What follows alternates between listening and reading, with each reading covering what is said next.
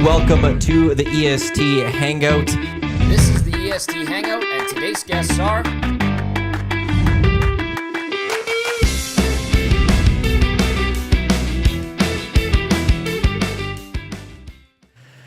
It's Wednesday, it's Game 4. This is the EST Hangout presented by Two Hoots Hard Iced Tea, a Boulder Real Brew Tea. Don't just give a hoot, give it to Matt Iwanyk, Shawn Belle, Dash in the Park from Oilers Live, Heavy Hockey Network. With us here today, live on EdmontonSportsTalk.com, TuneIn, iHeartRadio, as well as the YouTube channel of EST. On the show today, we will qualify someone for the $100,000 hole-in-one contest presented by Golftown Live at the Ranch. We have a qualifying opportunity at Great Outdoors Comedy Festival, and we want to hear from you. 780-218-9999. That's the Paris Jewelers inbox. You can jump into the nasty chat. Just right as we're going, act like you've been here before for Dash as he's speaking into our hot mic. That's live on the audio stream. I'm going to blame Tommy for that and Jay Milne. Why? Because on Friday, who was on the show on Friday? Why do I always forget? Or we had Hans from Blind Man. Right.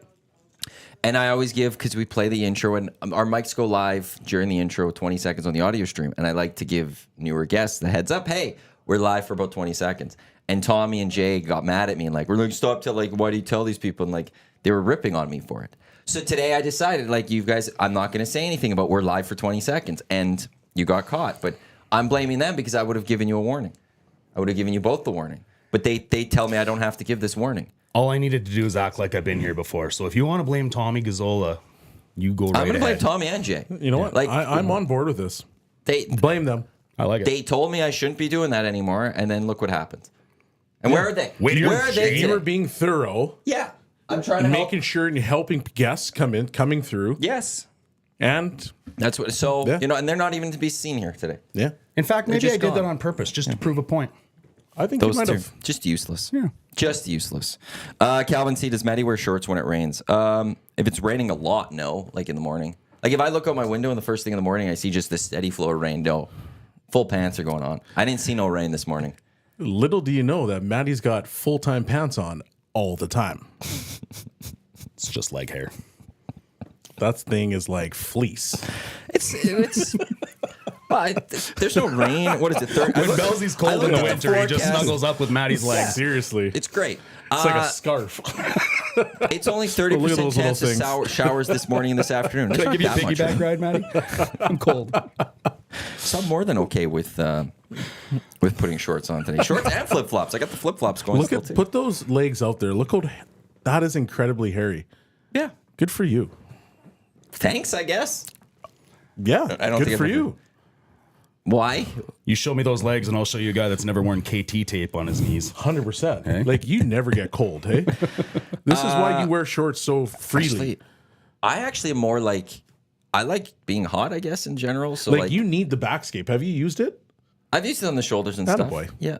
The back's fine. Back's good. The back's fine? Yeah, it's nothing crazy. Okay. Well, that's good. It's the legs. Just the legs. And the arms. And the arms. Yeah, it's all good. Yeah, that's good. The Italian-Ukrainian really came together in force. They really Both of them got really there. ganged up on They you. really got there. I'm going to win. Yeah, it was they both really came up. But flip side, I do tan really nice. So I need to get my tan going. We haven't had the sun, though, for me to, that's fair. tan That's it up fair. and Yeah.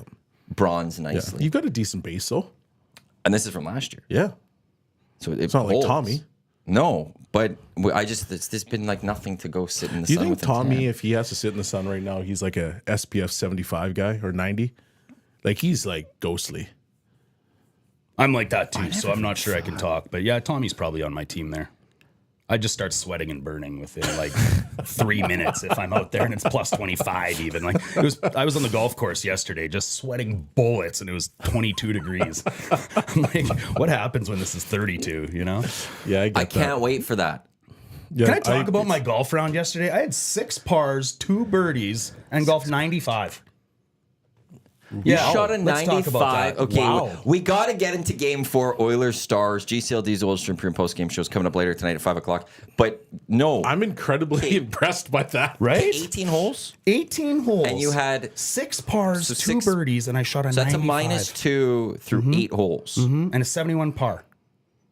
How did you do that? So I was 27 over on the other 10 holes. How did you accomplish that? I got 9 on a par 3. Okay, so you're not one of those people that takes double pars stops. Well, That's fair. They Credit. tried to put a 6 down, but I No, just said, I respect that. When I 5 putt, I guess I kind of just can't take a 6. But okay, but that Wow. that takes all your pars to bogeys. There's a lot of snowmen. What else? Like a lot of snowmen. 7s and 8s. It was awful. okay, what went wrong? Do we need to talk about this? Do we need to dissect this? It was Putting. putting. It was putting. Oh, Yeah. So you got on the green and no problem, and then the putting. Or close to the green. Yeah.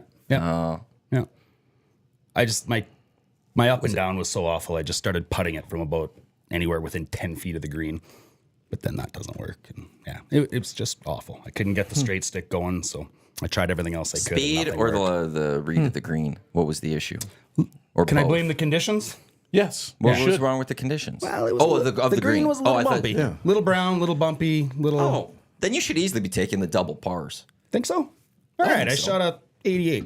Yeah, Now we're talking. That's better. because it's That's better. On to hockey. Never mind this garbage. yeah. No, if the conditions are poor, like we ain't no pros here. Yeah. I mean, that's it's still one of the certainly not things my that skills' fault. I get so angry when I lose a ball like in the fairway or just in the rough. Like if it goes in the trees, yes, I screwed up.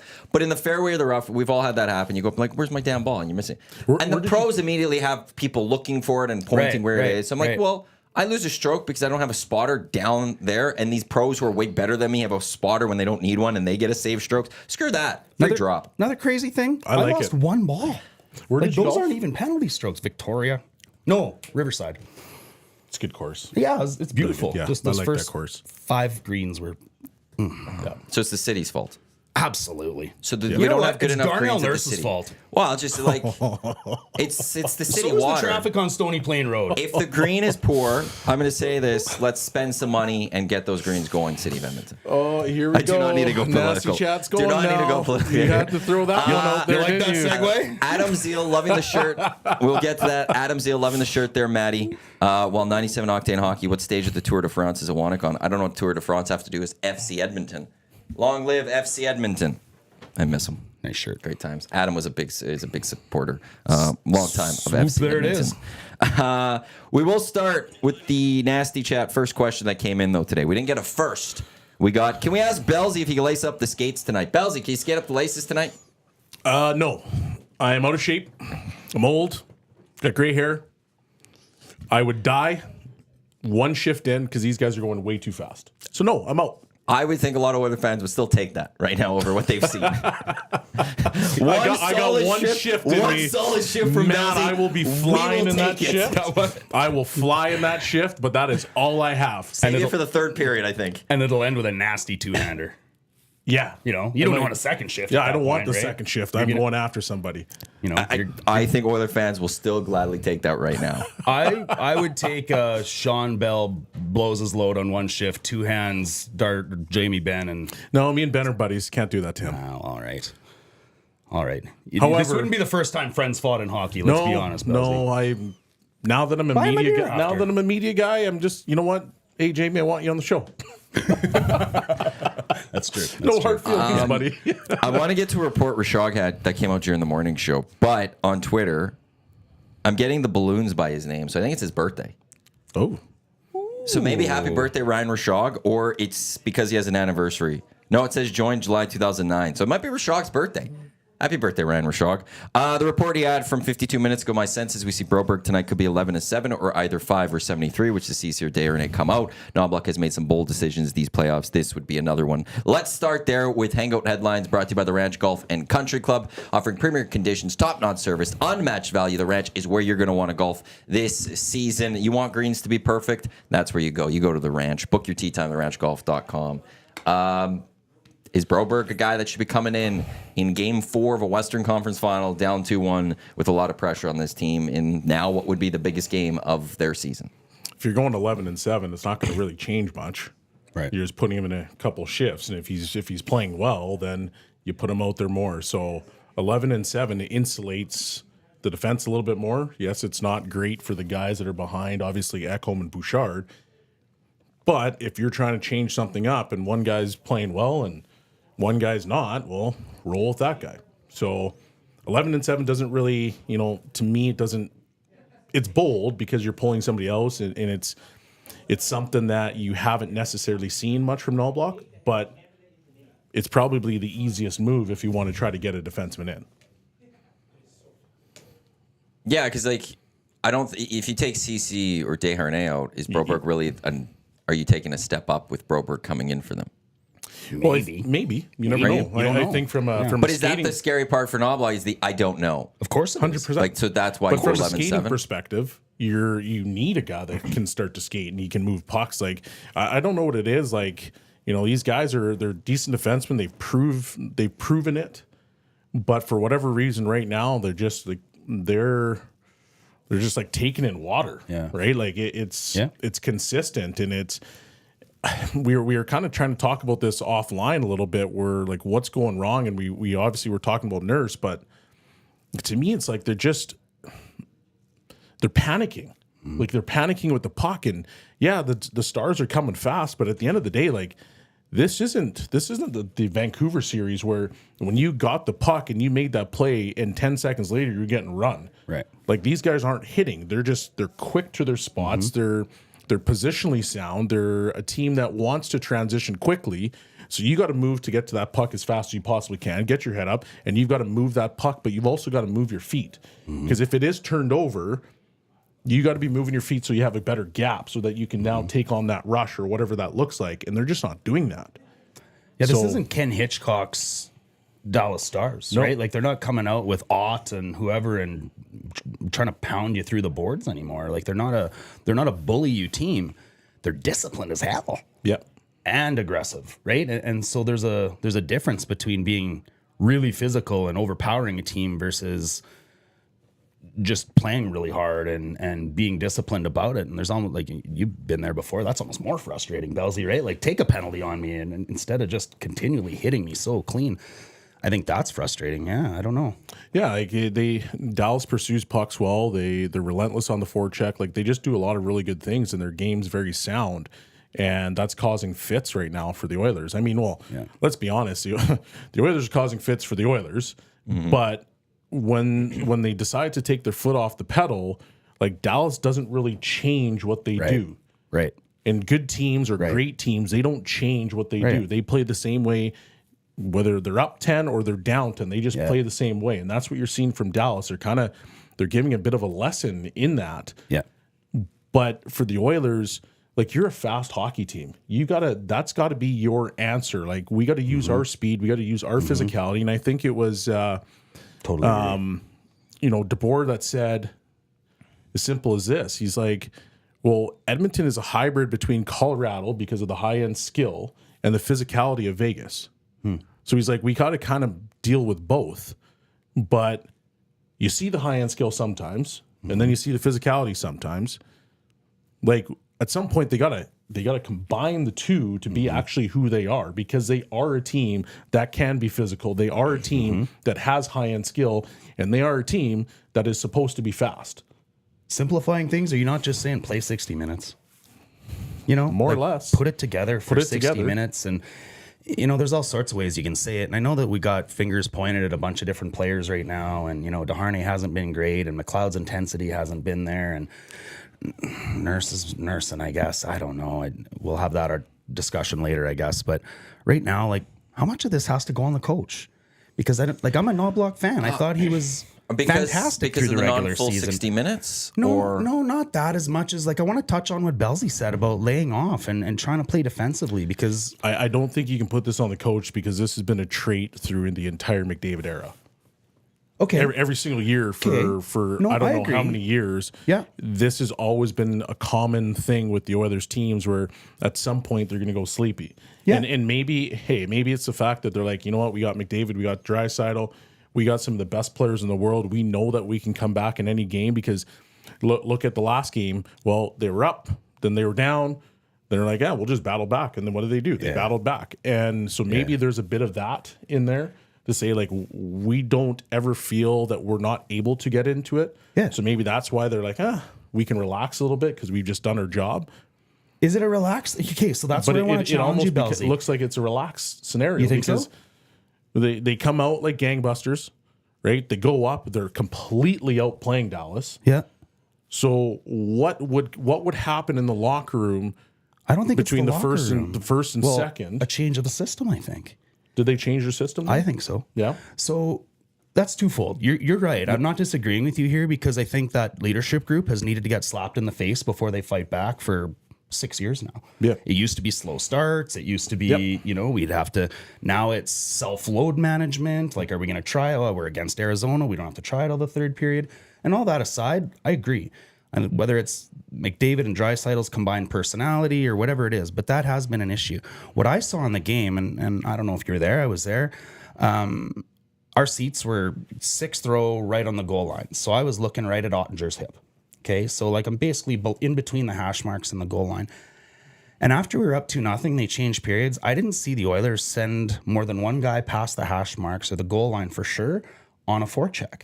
And so if you're going to switch to a 2-2-1 or a 1-3-1 and only send one guy deep at that point, you're taking away that aggressiveness that the Oilers have and the speed and their ability to forecheck and then start a cycle and then create offense off the cycle. But if you're going to let guys like Lindell and Heiskanen sit back there and take the puck when you're sending one guy, those guys are going to skate it out and get the puck out every time. They're excellent puck movers and puck transporters. So, yeah, sure, let's sit back and protect the lead and let's only send one guy and make sure we're not caught. But it goes against every strength the Oilers have. To my opinion, I think like they're the team that can, that high-end skill can push you and really drive you and get you on your heels. Or you got the Hymans and the Browns and the Janmarks and the McLeods that'll forecheck the hell out of you and make you cough up a puck. Well, you've gone away from both of those things. Yep. So then the game goes 2-2, 3-2, and they go back to, oh, shit, now we got to go again. Yep. And then they play better that way.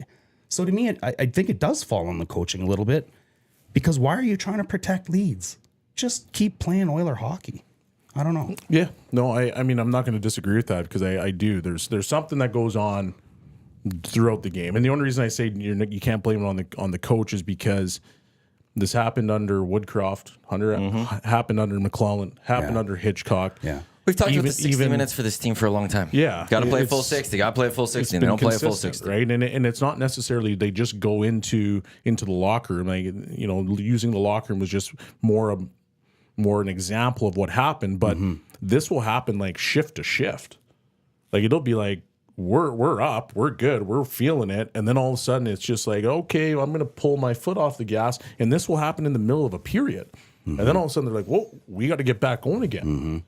So I don't know what it is, but it's something. But it's something. And part of me thinks like, okay, these guys know that they've got some of the best players in the world. They know that they can score. They can outscore some of their problems. And maybe that's why they're doing it. And I'm not trying to rip the entire team, but at the same time, I'm like, what's going on? And this is just kind of what I see. And this is what I'm trying to figure this out. But I can't come up with anything other than the fact that I think they honestly feel that there's no point that they can't come back. And so that's why they sometimes let their foot off the gas. Yeah. We're comfortable with where we're at. Yeah.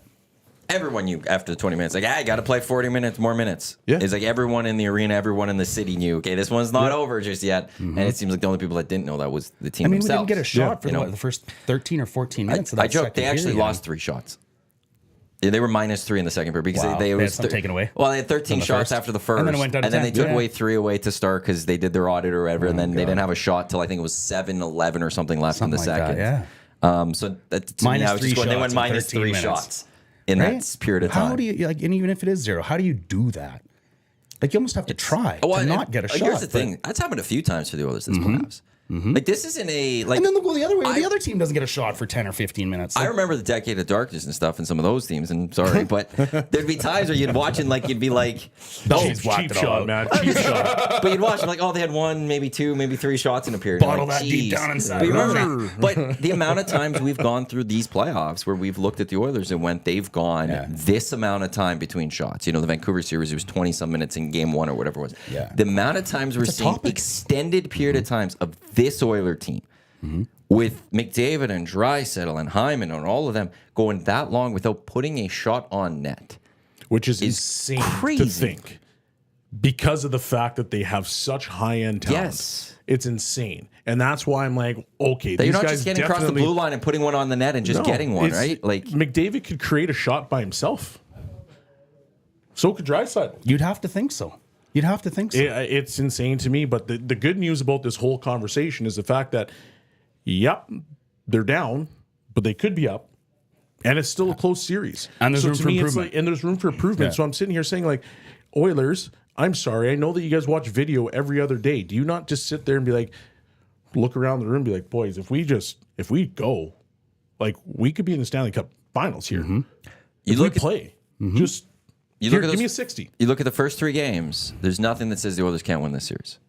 Just give us There's nothing games to 6 be and 7 scared from of. Vancouver Yeah. again. You know, It's you just got to go. Like, this is the big one. Coming down 3-1 against the Stars. That's a tall order. Yeah. I don't know if you can take 3 straight against the Dallas Stars. There's a big one here. Yeah. But the Oilers are a team that's good enough to go win this series, beat the Stars, and move on to the Stanley Cup Final. We've seen nothing through the first 3 games that says otherwise. Yeah. And so now it's just, hey, go even play 40 minutes. You know, And like I just think let's that get to that's- 40 tonight. Let's see them play 40. If you win, then you could go play this. Like it's. But I it's think that's there. where the frustration comes from the fan base. 'Cause you because see it. You see it. You see it in glimpses all the time, and you just sit back and, man, it's like beating your head against a wall. Guys, you played an unbelievable 20 minutes, and you gave them nothing for shots. Mm-hmm. And then all of a sudden you go into the second period, and you're abysmal, and then you give up 3 goals in, what was it, 3 minutes, 4 minutes? 340, 330, Whatever that something looks that. like. So under 4 minutes, you give Mm-hmm. up 3 goals. Come on. Okay, now to Like, the come on. Chris Knobloch how many thing, though, like, to the coaching. You That's gave me where, like PS. Come on. that's where the coach screwed up in that game to me. Agreed. I Yeah, thought you time could- out- you could've- I you thought could've called after timeout. I thought after the 3-2, like I looked to Jim Matheson and was like, "Hey, timeout here." No, he's like, "Yeah." Like everyone thought timeout. Totally. Cass and Gager on 2 guys yesterday both were like, after the second goal, I would have called a timeout. Mm-hmm. Yeah. Like, how is everyone seeing a timeout was called and Chris Knobloch? He's a guy that looks. I'm going to wait for the TV timeout. He has his responsibility in this too. And that one, for, does. that's where he messed up in that game. Yeah. I think that's where it kind of I think turned. he's been Why aren't you outcoached calling the the last 2 timeout? I threw it to Gager and Cass yesterday, so I'll throw it to you now here.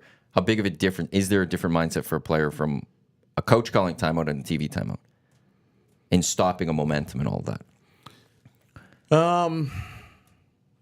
It's a good question because I think that as a player, you're kind of, once again, your brain and like water's just coming in and you're just trying to dump water out and you're kind of reeling because you were up and then all of a sudden they start rolling.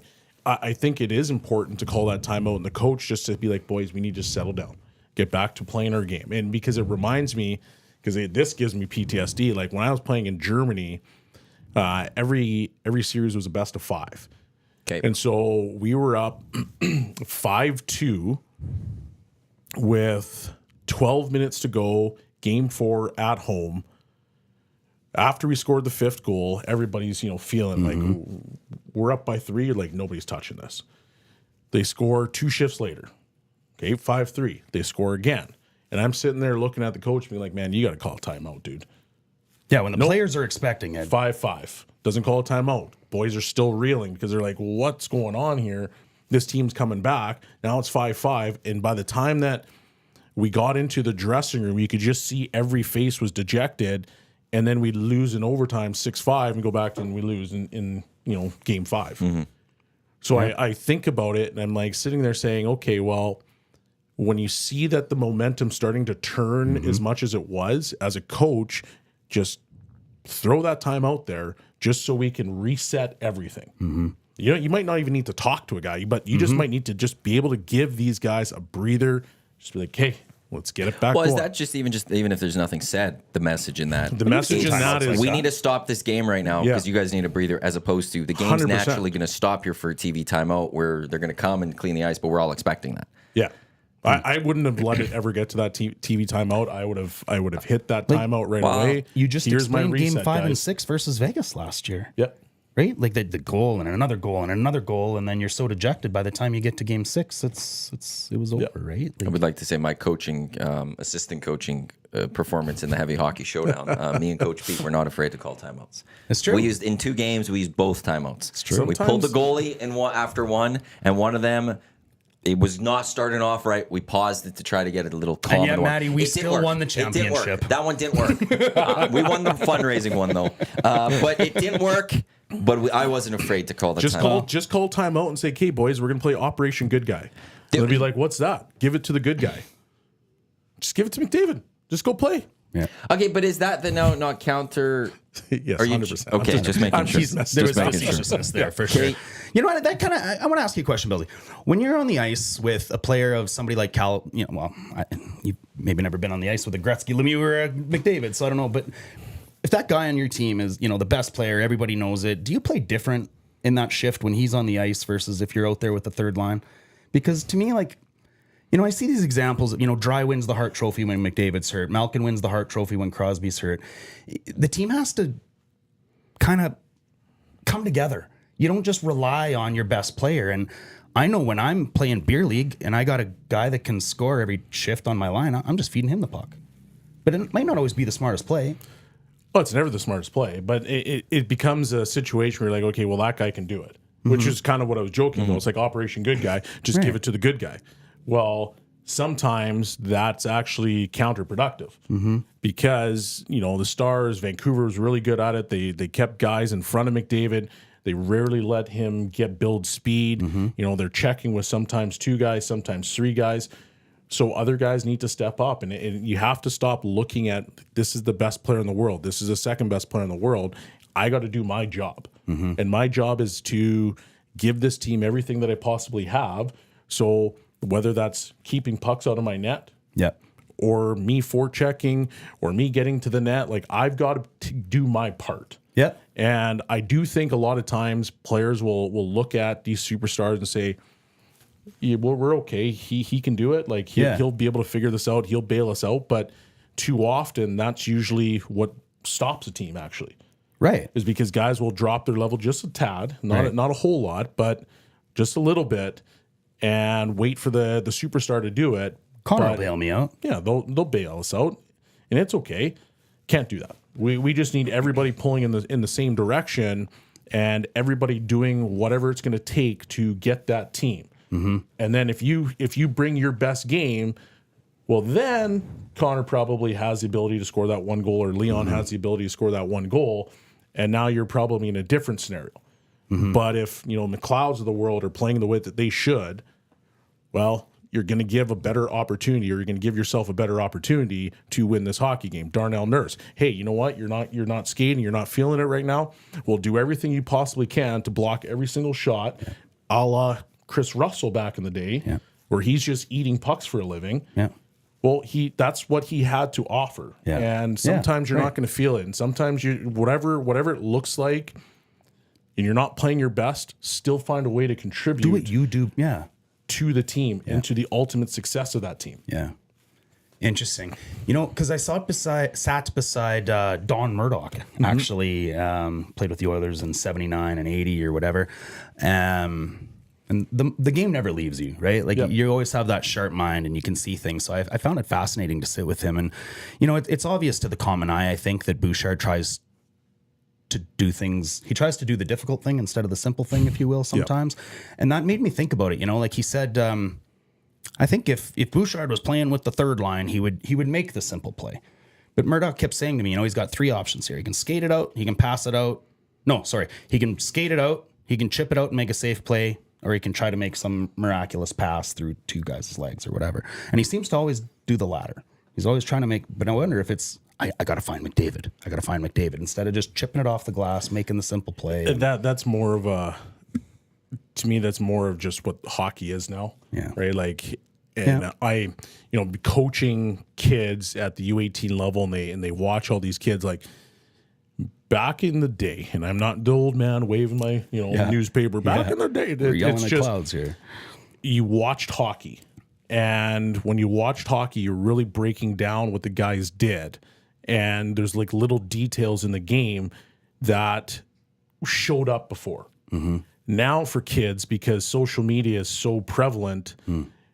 Every single time they turn on something, whether it's TikTok or Instagram or whatever that looks like, it's highlights. And so I don't need to go watch the entire game to see that one play or that one highlight. I just see it right now, and wow, that was sexy. I saw It's the like the transition in NBA. It's gone to the three ball. 100%. Everything's gone to three ball Everything's because three ball. Steph could hit threes. I just want to hit threes. Yeah, But good now analogy. now you look at it and every kid's like, oh, McDavid just went 1-on-4. Well, guess what? Every kid tries to go 1-on-4. Every kid's trying to do Michigans. They're trying to do things that are unbelievable. And you see it showing up more and more and more. So it's not surprising that a Bouchard, who can make those passes, and he has, is looking to make those passes because that's the play that's the mentality. sexy. And the option A, which is kind of the old days where it's just like, oh, there's a guy wide open, just hit him and we go chip and whatever. And we're always dumping pucks. Like that game is kind of gone. And the game that we have now is way more creative. They're way more skilled. They're faster than any other player before. And so now they use that creativity a little bit more. And sometimes it gets them in more trouble. Yeah, you don't see a lot of Struddies or, Marchments or Darian Hatcher type defensemen out there anymore, Not a right? Like chance. even Vinny DeHarnay is still not playing that way. He's playing, the new hockey way. This is the EST Hangout presented by Two Hoots, Matt Iwanyk, Shawn Belle, a Dash from Heavy Hockey Network and Oilers Live with you here. Oilers, their avail is 9:30 today. Morning skate was optional, so we'll keep check on when the team speaks and Chris Knobloch speaks and keep you updated. Ryan Rishaug having that his sense was that Broberg will play tonight, could be 11-7, or Ceci or Desharnais come out. Somebody messaged me, according to Wikipedia, Ryan Rishaug's birthday is April 26th, so I don't know why there's balloons on his Twitter page. Could it be just the anniversary of when he started? It says Twitter? joined July 2009. Oh. So I think on Twitter he set the wrong birthday. That's what I'm going with. I don't know how you. I don't know how you. I don't know how you. I don't know how you screw up your birthday, especially when it's public information like that for someone like Ryan Rishaug. But yeah, I'm getting balloons for some reason that usually indicates birthday, but somebody says April 26th or something like that, or maybe Wikipedia's wrong. So This is gonna be my focus at the Oiler game tonight. I don't care about the game. Ryan, when's your birthday? Yeah. Happy birthday. It's not my birthday. Happy birthday, Ryan. him a bundle Happy of Twitter balloons. birthday Yeah. because you have the damn balloons. Just take him a bundle. What if it's his anniversary? Married? Yeah. So he would set his birthday to his I don't anniversary. know. Maybe I'm that's just- his way to remind himself. Maybe. That's when he knows that he opens up Twitter and he sees balloons. He goes, cool. that's Man, not I my better- birthday. Oh, yeah. It's my anniversary. I better red bean flowers. I screwed up. I spent so much time in the sim, I forgot to buy an anniversary gift. Yeah. You know? Could be that. That makes sense. I need to get to the bottom of this at some point. 8780 text question for Belsey. Some fans want to force Broberg on the right side. What's your opinions on D seamlessly being able to play both sides of the ice? Not always is an easy transition for It's many. a brutal transition. It's when you're playing on your strong side, you see all of the ice. When you go to your offside, you see half of the ice. So it takes special players to be able to see all the ice and like a little bit more patience. It is a hard, if he hasn't played the right side all year, just throwing him in and being like, you're playing on the right side, it's a hard transition. Luckily, Broberg can skate, so that might help the cause a little bit, but Yeah, he's one of our better puck transporters, I think, for sure. I think, and it's not only that, Belsey, it's, I don't know a player on earth, maybe Draisaitl, but I doubt it, maybe, that's better on their backhand than their forehand. So if you're going to make a play on your backhand against the boards and you got somebody like Jamie Benn forechecking on you, you want every advantage you can have. 100%. And if there's ever a time that you'd want to insert a guy on the right side, it's probably against Dallas because you know you're not going to get hit that much. Right. So, yeah. Brandon from Windsor goes, but our forwards haven't been the problem our defense has. So what's the logic behind pulling out a forward to add another defenseman if they go to 11-7? Hold on. The Oilers' top 6 have scored 5 goals. The Dallas top 6 have scored 7. So, not sitting here saying that they've been the problem, but right now your top 6 get no played. But also, like, to me, taking away a bottom 6 forward, I don't think it's a big deal. If you're adding another defenseman to help balance Who's the defense. who's been the best line for the Oilers in this series so far? Man, that's a good question. Third line? Is it? I don't know. You tell me. You're the expert here. I'm not an expert. I'm just throwing out a question. Maybe the Nasty Chat can answer that question. I in the end, overall, like, I don't think there has been that one The line power that I'm going to play. point to. The power play has been trash in a sense, especially for Oilers standards. Trash. But if I got to pick one, Like it's there isn't that one spot that I'd point to be like 100 through 3 games. That's the clear answer, because it's like even like who's been the best Oiler this series so far? I think it's got to me Stuart Skinner. If not, you're thinking Matthias Ekholm, maybe Evan Bouchard. Like that's the conversation I think we're having. It's not the forwards. So when I look at the forward group, I would say who's been the best forward so far. That'd be the question I would have is who's been the best forward in this entire series. Hyman for the Oilers. Hyman. Yeah. Who's been the second best? Yeah, McDavid was flying last game in the first period. Okay, it would have been nice to have seen that throughout the rest. I just though. Want to say, like, he was flying in that first. 100% he was, but who's been the and I second don't know why best that couldn't forward? I'm hesitating to say McDavid or Draisaitl. It's hard. You I see what you're actually getting at. can't fully. I know. Yeah. You can't fully say it's been McDavid or Draisaitl. No. That's the problem. So That's is the this problem. a way to also like? I think the Oilers have been in the past a better team sometimes with 11-7. But is this also a way to get McDavid and Draisaitl a little more because you're getting them? You could pair them with on a third or a fourth line, and then you're getting them out there with the different matchups, and you might have to play them a bit more, which we saw against Vancouver wasn't the best, but you're getting them in better matchups because you're not just playing the 2 lines out there; you're putting them on the below lines. I could see that helping. I look at that fourth line to be very honest, and I'm like, man, they've actually been flying. They've had lots of energy. They've created chance after chance after chance. And so right now, when I look at that fourth line, I'm like, why would you take any of those 3 guys out? A lot of love for Connor Brown. I was just gonna say, like, a lot of love for Connor Brown as the next best Oiler. So that's my point. Brown. So if you're going to go 11-7, you're taking out one of the fourth line guys, and the fourth line's been arguably your best line. Yeah, exactly. So now I'm looking at the third line, and who's on that third line right now? And you can't take out a key penalty killer. You're not taking out Henrique, right? So you're bringing back McLeod in. So what's next? Yeah. So you're gonna you I don't know if run. they'll bring back, like, will they bring back McLeod? It's what everybody's kind of talking about. If you're going 11-7, that means 2 forwards are coming out. 100%. Yeah, that's right. So the question now really becomes who without taking out a key penalty killer. Right now, Skinner and McDavid at the podium. So we'll see what they say if I get any quotes. With all due respect to them, doesn't matter.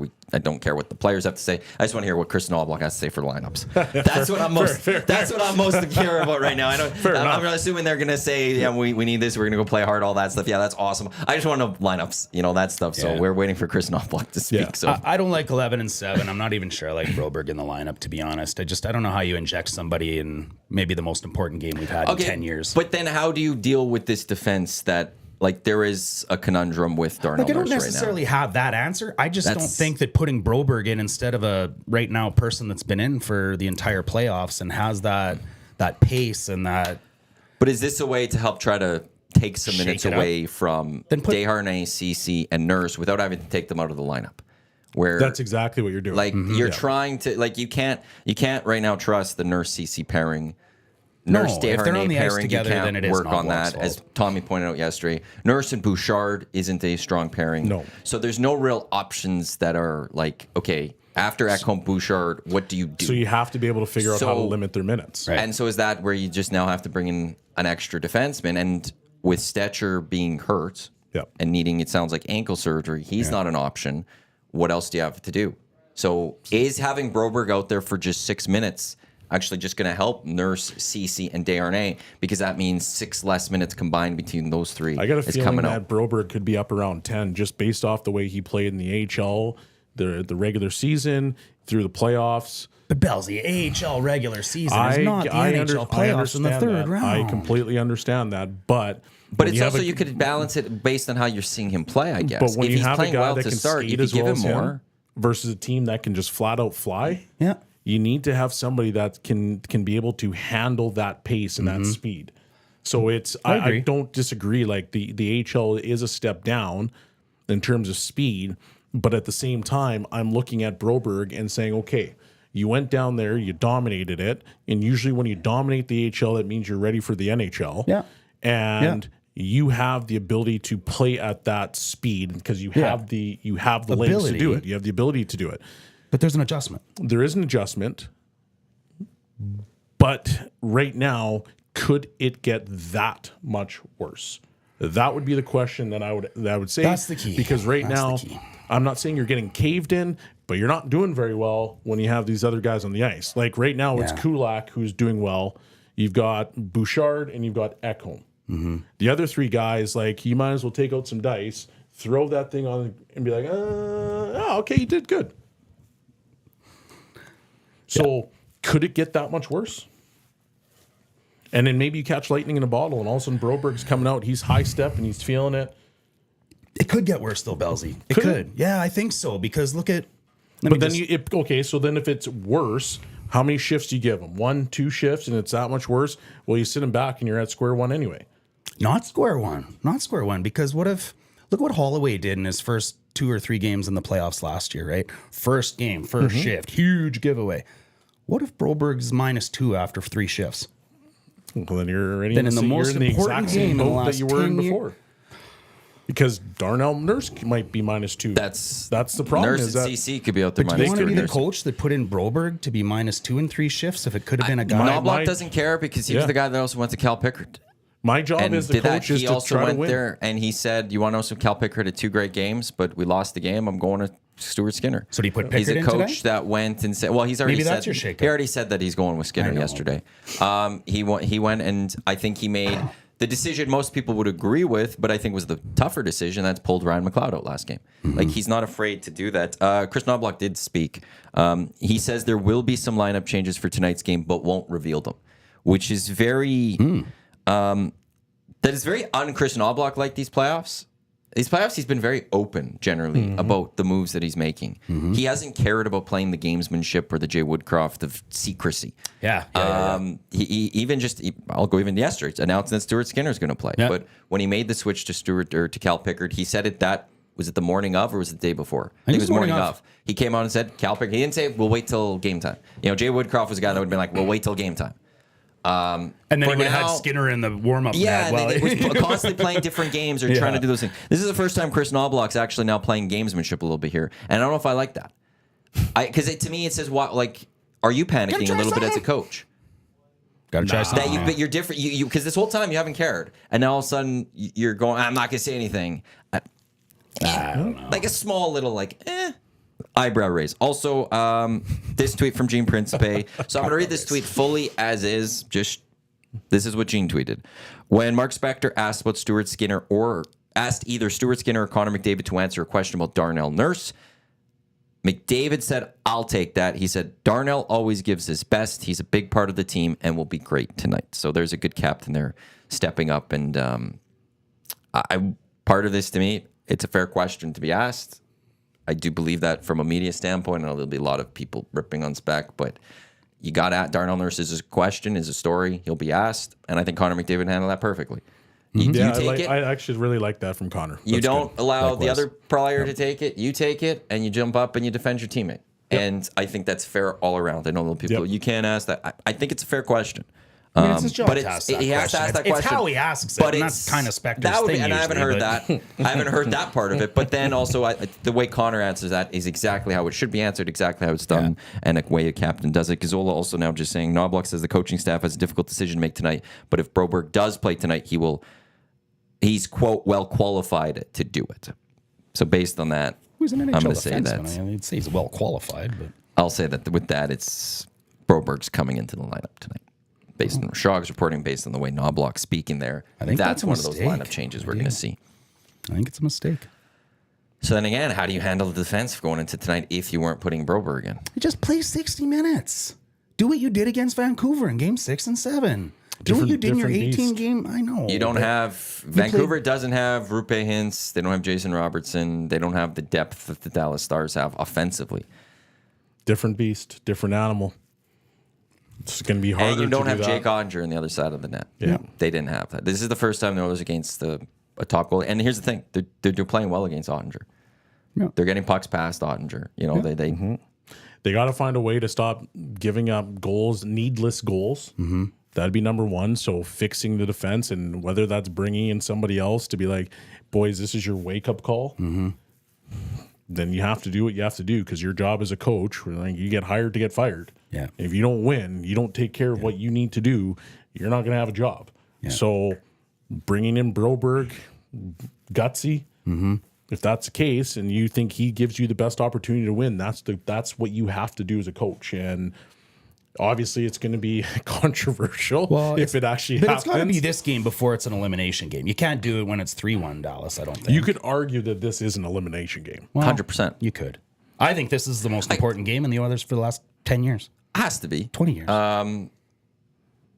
This is the furthest they've played hockey since 06. Yeah. You know, right? Yeah. Like Yep. This is, like in the end, there will be a game 5. They played a game 4 against the Avs, I guess, but there will be a game 5 no matter what. So they're going to go further than they've had since 06, just period. They got that one win. Than game 7 versus Anaheim in 2017. Well, yeah, absolutely. Well, this is, again, it's just you're in conference finals. You're trying to, and then this is a team that could win the cup.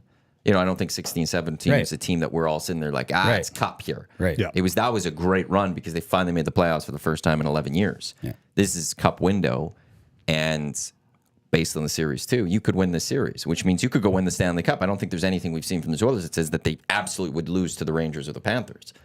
Like they're there. So, but you drop down 3-1 to the Stars. Mm-hmm. I just find it very tough to see that the Dallas Stars will lose 3 straight hockey That'll games. be a very, very large hill to climb.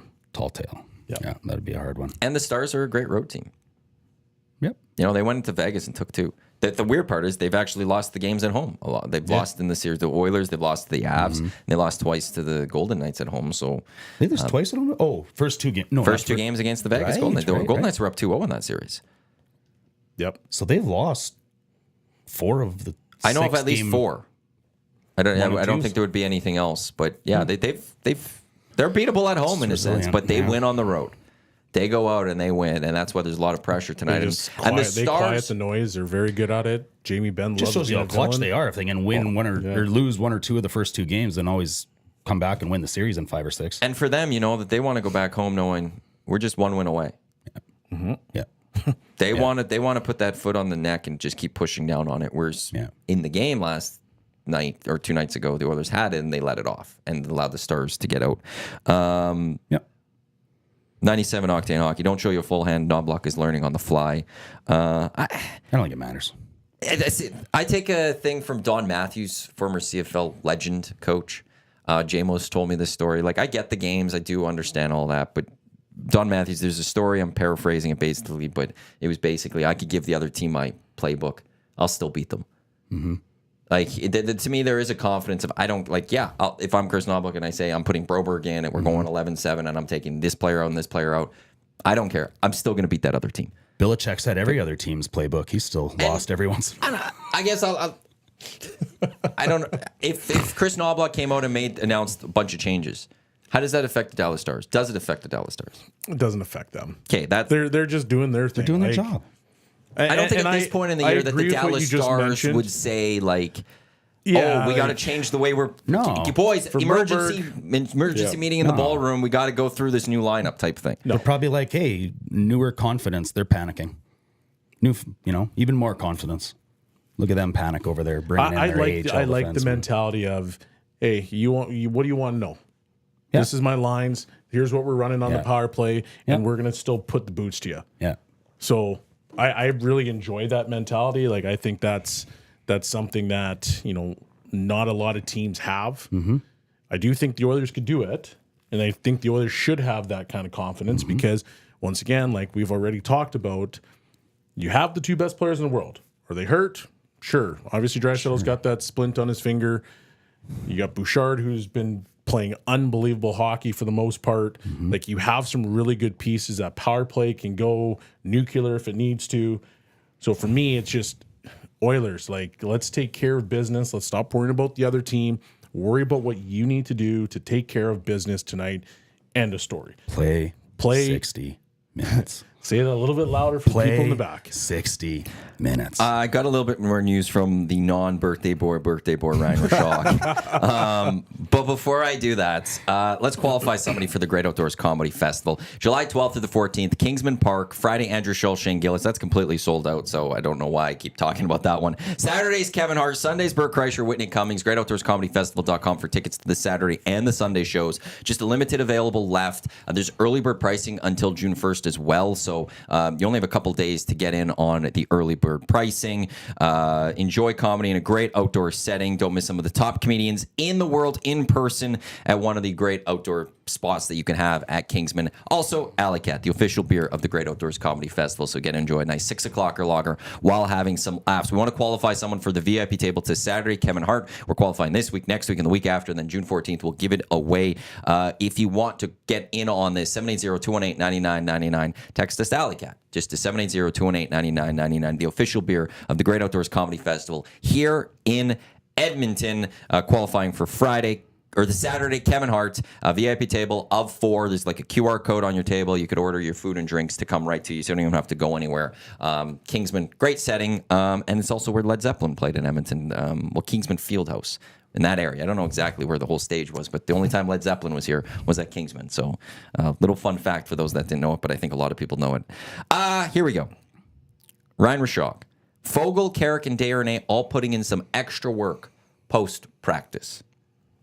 Interesting. So you're seeing Fogel, Carrick, based on this, that'd be Fogel, Carrick coming out, Desharnais coming out. If Broberg's going in, Wow. McLeod goes in. There's your 11 and 7. And there's the 11 and 7. Is that right, or am I missing something? Well, 2 forwards out, 1 in, and a defenseman in. That's got to be 11 and 7. Yeah. Or 2 forwards and a defenseman out with a defenseman and a forward in. How's that? So that's not 11 and 7. No, you're right. Yeah, I talked That's it 12 out. and 6. 12 and 6. Because you got Yeah. one defenseman for one defenseman. You got Yeah. Fogel, Carrick. So that'd be Ryan McLeod coming in. Who else is coming in? Perry? It would have to be. It'd have to be Perry. So it'd be The Worm making his return? I guess. Would you have The Desharnais? Worm's got a worm. Would you have Desharnais Worm's got a practicing worm. at all and still put him in the lineup? No, you wouldn't. So Vogel, Carrick, Desharnais out. You go 12 and 6. Broberg in the lineup for Desharnais, Perry, and McLeod coming in. Mm-hmm. That's the way you're looking at that. Mm-hmm. Who would you pair with Broberg? I think this is the scary part of me with Broberg now is that there's no CC. sheltering of him. CC and limit their minutes and protect It's probably them a bit. Kulak. It's probably Kulak, but then we got to So play now you're Nurse with and Nurse and Cece Cece. together. Let's ride. No, Belsy, no.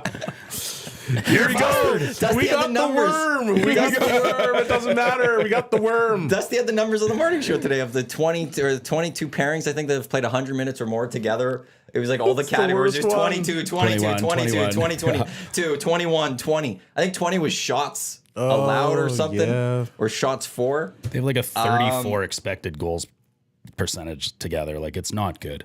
It's not good. Especially when McLeod's out there with Nurse and Cece. It gets even worse. So I don't know. Do we You know have to have a PSA come out again? Hi, Oilers fans. This is former Oilers Shawn Belle. Yes. Are Yes, you we feeling do. trouble about tonight's game? Drink. Yes, we do. get yourself a 2 Hoots. I started at 8:40, The 6 8:47 o'clocker today. lager. 8:47. Might have been 8:46. Drink the 6 o'clocker lager. And maybe perhaps, if you really want to get rid of those tears, have some birdie booze. Yeah, what you do is you start with the 2 Hoots for the first period. Drink 2 Hoots. Have 2 Hoots. Well, the 2 Hoots is Chill just out. a nice, ease way into it. Second period comes, you start with you get into the 6 o'clocker loggers. And then if things aren't well, third period, you just start shooting those birdie boos. You just start taking the shots. I'm Maybe going- not even I'm the shots. going to Maybe the you're just game going to the today. bottle and just pounding it. 100%. I'm going to the game today, and the minute the Oilers score, I'm going to start a chant that's saying, Ottinger, it's all your fault. It's all your fault. I'm going to get it going. I'm with you. Oiler fans, let's get rowdy tonight. I will It's give all your fault. the last game was really good for the fans.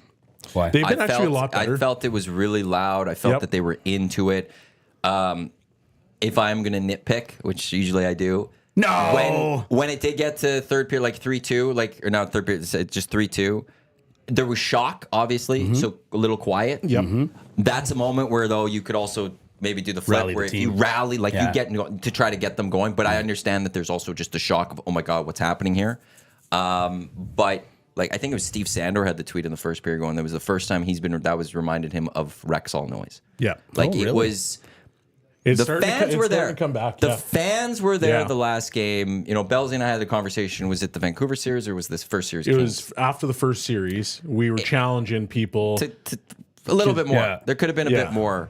But Well, I think actually, no. What it was is that was Chris Jericho came on because he was in Winnipeg, Yeah. and he was like, Winnipeg has the best fans in Canada, and so then we came on here and we obviously made a couple jokes and a couple remarks, being like, hey, let's get this thing going. Yeah. And so fans, obviously, they're not listening to me or Maddie, but at the end of the day, they've been really good. Yeah. I'm just gonna say it's because of us. Probably. Boy, Maddie. Probably. Good job, Yeah, Bell. thanks, buddy. We did it. Can I bring up something? There's Before you Yeah, do, go ahead. Elliot Friedman, Broberg You're the host. politely declined to say if he's in, but he was off ice early, and Desharnais is out late. That's from Elliot Freeman. Continue. There you go. Interesting. So I wanted to kind of bring this up earlier when we were talking about the coaching a little bit and how I don't know. I said that I feel we've been out coached the last 2 games. And here's what scares me a little bit about it. And I wanted to say something earlier, but then I see now Calvin C, which makes me laugh because we've been talking about Calvin Chow. Is learning on the fly appropriate for a coach in a cup window? I wish a veteran coach was brought in for, say, 2 years with Knob as an associate with a plan to take over. And here's the thing, guys. We got out coached against Winnipeg when we got swept by Paul Maurice. We got out coached by Colorado. I'm forgetting his name off the top of my head. Jared Bednar. And we got out coached last year by Vegas. I do believe that. And so we bring in a rookie coach for this year in our most opportune cup window time. I get he was the chosen one, but you're still an NHL rookie coach. And you're up against Pete DeBoer, who's undefeated in game 7s, who's an excellent in-game adjuster, and that's, I don't want to get out coached for a 4th straight playoffs, you guys. I don't have an issue with it because there's no guarantee that a veteran comes in and does it. Tom McClellan was the coach here as a veteran, and So is Hitchcock. they didn't. Hitchcock came on to try to save the season, didn't. So is McClellan couldn't get it done. Tippett couldn't get it done. Like there was no guarantees from them. Pete DeBoer's never won a Stanley Cup. He's a great coach. He gets far. He hasn't won the cup yet. Paul Maurice has yet to win a cup yet. There's so I don't like.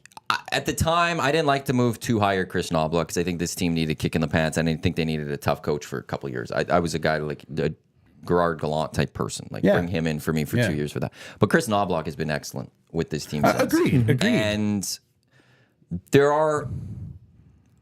I'm not going to look at this and go if the Oilers like. Look, they might have went and brought in that veteran coach, and they might not have rattled off 16 straight wins. They might not have become as good of a team as they then ended up becoming this season and gotten to this point. You know, this might like it's so I don't know if we've been the best what team in the other NHL veteran since he coach showed up. would have been there that we could even like I'll throw Gerard Gallant also never won the Stanley Cup. It's a fine line now when it comes to coaching because you have to be a good communicator because guys don't care for that old school mentality of just hey, this is my way or the highway. There's got to be a collaborative approach to coaching, and that's what you're seeing. Like if you look at Maurice, he's a player's coach through and through. Yeah. And an Like, excellent guys love communicator. him, and he's an excellent communicator. And there's no gray area with him. It's black and white. And he openly talks about it all the time. Where he's like, "Yeah, my guys need a kick in the pants, and I'm really good at doing that." But at the same time, he goes out, he builds relationships. His players trust him, they respect him, obviously. And here we are. Craig Berube, same thing. Yeah. Like everybody knows how tough of a player he was, how hard of a player he was, but at the same time, he's a player's coach. He communicates very well with his teams, and so that's what you're now seeing, coming through the NHL. Yep. Right? Gallant doesn't have he doesn't have a job. Not saying that he's not going to get one, but his old school approach doesn't last very long anymore. Yeah. And so I think that's kind of where things are going. And Knobloch, when he came in, he was regarded very highly by people around the league, saying like, this guy communicates really well. He understands the game extremely well. The players respect him. The players love him. It's one at every level. That's why Gulletsen's still kicking around because the players love him and they love how much he communicates. They really love him. They really like That's him. the thing. And Like our power they play's will pretty be. good. The power play is pretty good. If So they don't, if they do it, because I think his contract's up after this year. If you always can't sign Glenn Gulletsen, that could cause issues. Like I think there'll be some players annoyed by that. They need to get Glenn Gulletsen because the players love Glenn Gulletsen. yeah, I think he will just re-sign for. I mean, unless the GM doesn't want him anymore. But I can't like. He's not going anywhere else. I mean, he's got a young family. He lives in Calgary, and you know what I mean. Like it's all. Yeah, but I don't look at the set up coaching for and him to be go. here. That's to me. I'll say I was wrong with the Chris Knobloch. I'll go that far, and he's been the right coach for this team. Nobody wanted to see Woody go, but it's pretty hard to argue with the results since. And It is, yeah. I believe that he needed to go at the time. I was one of those people that was actually going, you need to make a coaching change. I just didn't agree with the Chris Knobloch at that, and that's where I was completely wrong. But I want to Gallant because I think they needed a kick in the pants to save their season. They didn't need that in the end. They didn't need the kick in the pants to save the season. No. They needed the Chris Knobloch to do it. Yeah. Because like to me, Gallant would have come in and I would have known that he would have been here this year. He'd be here next year and then he'd be fired. Yeah, yeah, right? yeah. Like, I knew that there's a short window you get with those guys. It's like the Daryl Sutter, when he comes in, you get historical they pattern. get the Reason best why- out of their team for a short period of time, but then it goes away. And like, but clearly, but he hasn't won. It's a And there historical wasn't that pattern in the Stanley NHL. Cup winning coach Players out there. coach, Yeah. hard ass. Players coach, hard ass. it's no different Unless than Scotty why Bowman wanted to Tortorella come in. Why does Tortorella still have a job? Because you need to bring in a guy to whoop he can ass get for a you. year or two. Well, Straighten guys out. yeah, but at the same time, all the stories behind the scenes when he's away from the public eye. So, and then they love him. Somebody in the nasty most. chat just said, "Well, excellent communicator. Have you watched his pressers with Maurice? What he shows you out here in the media, and he's Very talking. different than in- It's very different behind the scenes. Tortorella is largely lauded as basically a player's guy. Like guys go in there and like they cry with him. So to me, it's like, okay, well, that's why this guy keeps getting different jobs. Either you love this man or you hate him. There's nothing in between. So when a coach comes on and he starts doing all his antics, there's stuff behind the scenes. Like people are playing games. Go watch Daryl Sutter's interviews. He's doing different things. He's talking about different things. He's putting a lot of stuff on himself because he's trying to pull pressure away from his own team. Absolutely. So what you see in a presser, Do you really think is Sutter not didn't know the actually name him. of his rookie on that's his my team? point. You know, like so when Maurice says, well, I love to scream at my guys. I'm pretty good at swearing. Well, yeah, sure. But that's not probably what he's doing behind the scenes. That's right. He's probably having legitimate conversations. So there is something to it, and it's, hey, just because it's out there doesn't mean it's always true. that's right. Type situation, right? So it's And there's not a lot of Stanley Cup winning coaches that are out there that have that experience, right? Like when you look at Jared Bednar's I'm just going through the list here. So, Bruce Cassidy in Vegas last year has a job. Jared Bednar, Colorado, he still has a job. John Cooper still with the Lightning. Berube still had a job when the Oilers made a change. Barry Trotz has a job. Mike Sullivan has a job. Joel Quenneville, you can't touch. Daryl Sutter, you are not bringing in. Claude Julien back in 2011 we're going to. Are you bringing him in? Dan Bosma from 2009. I always liked Dan Bosma. I'm glad he's at the Kraken. I'd like to see him have another shot, but I don't know if you're going to do that. Mike Babcock, you're not touching him. Like Randy Carlisle of 07. so all the guys that Peter were Laviolette of 06, he's got a job. You've got people love John Laviolette. Tortorella, he's got a job. Like that's how far back there's not a lot of guys that actually are out there that have won a cup. And of those guys that won the cup, there's very few that are available. And of those guys that are available, 2 of them for sure, or 3 of them, you're not touching. Trying to think. Mike Sutter- Sullivan? Is there another? Trying to think of another Stanley. Is that all of them? That's all the That cup winning takes me up coaches? to 2004. Then 2003 is Oh, Pat wow. Burns. 2002 Scotty Bowman. 2001's Bob Hartley. 2000's Larry Was Robinson. Bosma the coach for both Penguins cups? No, that was Mike Sullivan and those two. I thought you meant but he's Sullivan. still with Okay, okay. but he's still with the Oh, team. right, duh, right? Like duh, so sorry, it's at the time. So even then, like if you're going, so who could have the Oilers gotten that would have been different than Chris Knobloch? So Right. do I care that he's learning during this? No, because they're in the conference final. I see what you're saying. So And Scotty it works Bowman out. or Like who else could have you gotten that Yeah. would have been a guarantee that Yeah. you got that veteran coach because you could have got a Gerard Gallant like I would have wanted at the time. But one, there's no guarantee you would have got a conference finals, and he's actually never won the cup. Yep. And so there's nothing else extra that you gain out of that. That's why I'm completely fine with Chris Knobloch. And yeah, he's going to make mistakes, but if a veteran coach was And here, he's we got a could good point to the He's got a good mistakes. team around him too, right? Gulletsen's been a head coach. He's good. I mean, Paul Coffey's got a bit of experience, not coaching, but on the ice. And I'd say Mark Stewart's been one of our MVPs of the entire playoffs with that penalty He's kill. been really good. really good. So yeah, it's Play 60 minutes, boys. Yes. what it Play is. Just keep going back. The to worm is in. The minutes. worm is in. Just do wormy things. So Grab Ben and some people are punch him saying, in I the guess the mouth. nurse interview or presser was kind of. It was off-putting. What was that, Dusty? No, so Dusty's has. Obviously, we can't listen to the nurse interview. What did nurse say? No, that's fine. Have a seat, would ya? Only answered 2 to 3 words for a minute. And Today? then walked away. Yeah, that's Oh, 2 to 3 so all the words. questions that nurse was getting, he only answered said with like thanks, 2-3 guys, words. walked Walked away after like a minute. So he's Yeah, he only he's gave me a fiery. minute And then walked away. Do I dare say he's a little pissy? Oh boy. Sorry, I had to say that. I had to go there. Boy. I had to say, If you're I'm not sitting beside Jimmy Matheson again tonight, why don't you ask him? We said The worm is Well, in. yeah. So Out there and I mean, No, well, no, no we're one's. just There's nothing surmising. official out there. Like Daniel Nugent-Bowman saying that Fogle, Carrick, Darren Arrows on the ice lace. Expect them out. McLeod, Perry, Broberg to be in. That's what everyone's saying, and that's what we kind of guessed too. So it's The worm! We just got a woo from Dusty there. It's gonna be fiery down at Rogers Place. He's pissy. I do want to say, but it's EST Hangout presented by Two Hoots, Matt Iwanyk, Shawn Belle, Dash with us here. You brought this article up earlier. What's his name? Are we Ryan getting- Lotzberg. Ryan Lotzberg. Thank Getting you. into this now? Well, Maybe. Mark All right. Spector has quote tweeted I'm this story. sitting back Mark and Spector watching. quote tweeted this, going, "This piece adds the necessary context to Darnell Nurse conversation that numbers exclude. A walk through his playoffs goal by goal, which were his fault, which ones he had nothing to do with. An excellent read." So just want to throw that out. That there was before the show, you were talking about with Heavy Hot Ring Network. Ryan, he wrote this piece on Darnell Nurse. Do you want to throw a couple numbers out there? Yeah, sure. So he took all 18 goals and he broke them down. So Darnell Nurse has been on the ice for 18 even strength goals in the playoffs. If you look at each one of them, so what our good man Ryan Lotzberg did there, and like we call him the oracle around heavy hockey. He's unbelievable at predicting some of these things and watching the nuances and patterns in the game and then applying them moving forward. But so like he very quickly, round one totals.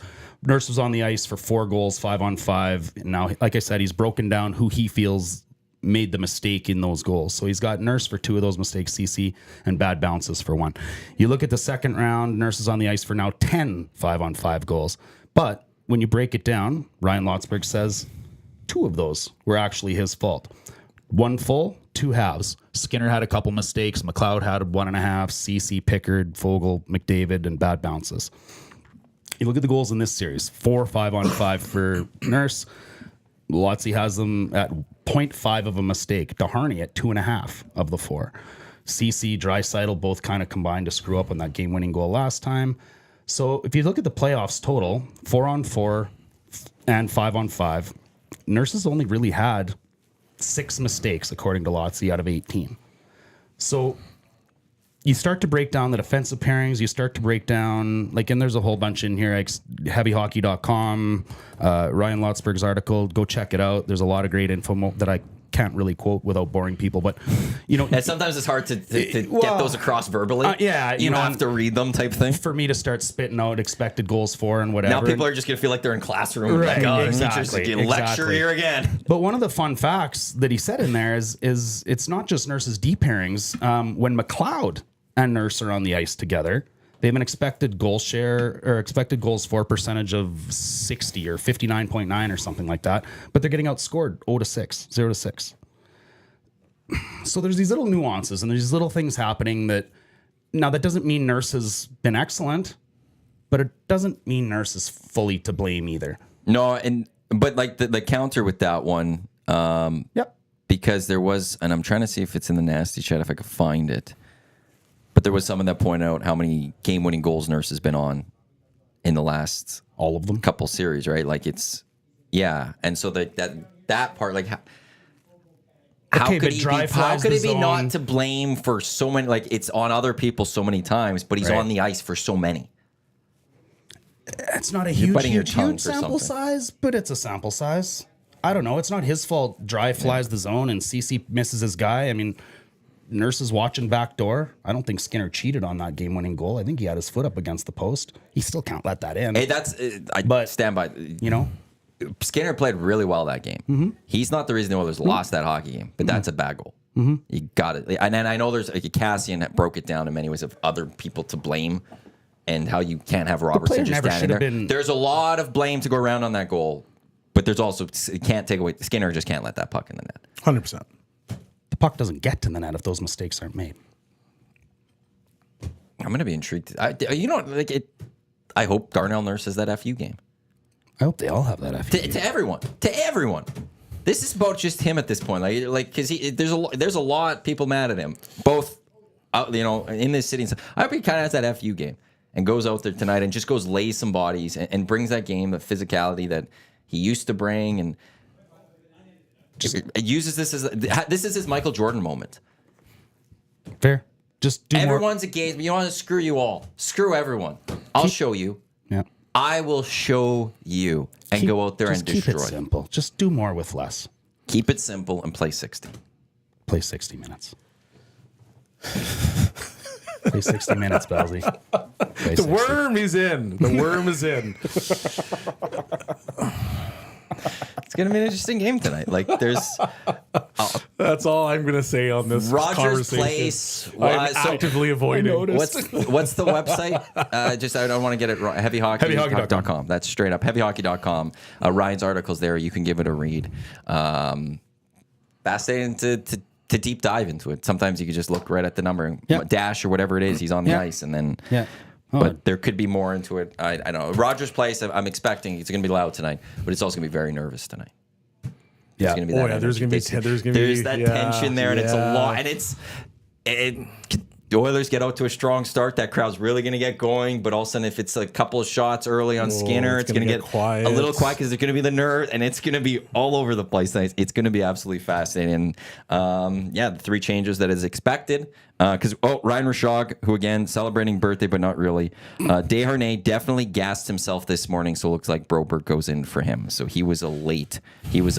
So in the end, Desharnais, Fogle, and Carrick coming out. Perry and McLeod, Broberg going in. What do you think Perry can bring to it? The worm. Wormy worms. We haven't seen him produce in the playoffs. Do you think he could actually come in? Is he better than Sam Carrick? Veteran experience, helping to settle the bench down in times of need. Kind of like last game, he could have been that voice. Guys, I've won a cup. Yeah. I know what's going on. It's not necessarily on the ice. It's when you look down the bench and you see a guy that's won a cup and a future Hall of Famer. And he can help settle that thing down. It's the same reason why they brought in Keith a couple of years ago. Right. Same reason why. Right. Same reason why they had Smith come back. But he hasn't been able to do it in the playoffs, though, yet, right? I'm not talking about scoring. I'm just talking about the calmness to on the team. bench, in the room. The calmness to the look team. Look down the experience. bench, see that guy go. That's the worm. Yeah. Yep. That's what you have. Look at him. You know, what is he capable of? Go back to 2017, Game 7. But that's a long time ago. Sure. Perry's probably got his how stick old We're in the talking about garbage. 7 years ago. I know. But we haven't seen him be able to be that Corey Perry. I'm not talking not even offensively, but being that. I don't think his pest age in the had game anything where- to do with what he did in 2017. I don't care how old does Kessler need to be to grab Talbot's pad. Doesn't matter how old you are. Just wasn't go helped. get greasy. It wasn't helped by the he's NHL. gonna do some good things. He's gonna be sound both ends of the ice. He might not score, but he's gonna get to the front of the net. He's gonna cause problems. He's just gonna do all those things that he's good at. And for a guy that might not be able to keep up to the play, there's other intangibles that he has that is gonna help the Edmonton Oilers. Get under their and skin. So Get a good chirp. Look at get Maroon. in front of the net. Stop in front of the net every single time. Why? Because now you force somebody to remove you. That's energy. Yeah. It's energy wasted trying to play this needless game. Well, that's what Corey Perry does. And even though when he wasn't playing well earlier in the playoffs, what did he do? He went to the net every single time. He stopped on the net, uncomfortably close to the goaltender, and somebody had to remove him. It's just a nuisance. That's all it is. So just being able to add something like that to the lineup, I think is going to be good. And then obviously the playoff experience that we talked about. Yep. So I'm ready for the worm to do his thing. The worm better get worm. Dusty gave a tweet, sent out a tweet about the Hangout today, and he quoted me, where it's just, quote, "Screw you all, screw everyone, Matt Iwanyk on the Hangout today." But there's no context that I'm talking about that's Darnell Nurse, the way that it's just, because it could very much have come across that I'm just sitting here I think people could read that and think I'm actually literally just saying. Now, screw nobody all of would you, ever think screw that about everyone. you, Matt. Like the way that is worded, it just very much it could just be people thinking Iwanyk's now mad at everyone and he's telling everyone to screw off. Are you going to argue that that's not an Iwanykism? Well, but that's the problem. Is that it absolutely anyone could read that and think that that is me. You did pick the Canucks in 3. I did not. I did not. This series. You were almost right. We imploded after game 3. I nailed that series. I said it was going to go 4-7, and the Canucks or the Oilers were going to win. I was right.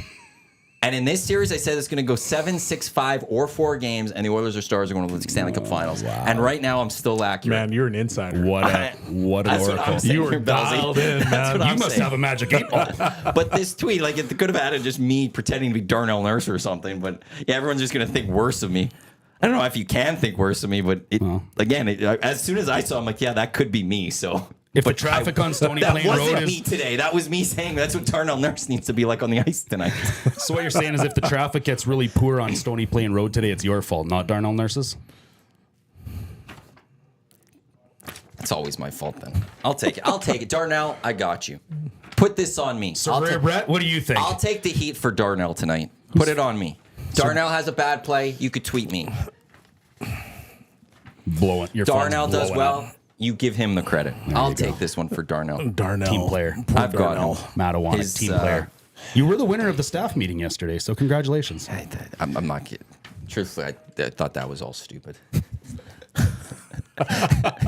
All the boys are sitting there and they're like, oh, because I came and had to give a little presentation. Well, I didn't have to. I did a presentation, and then they're all like, let's do points. And then Matt, look at these comments and marking these downs, and I'm just in like.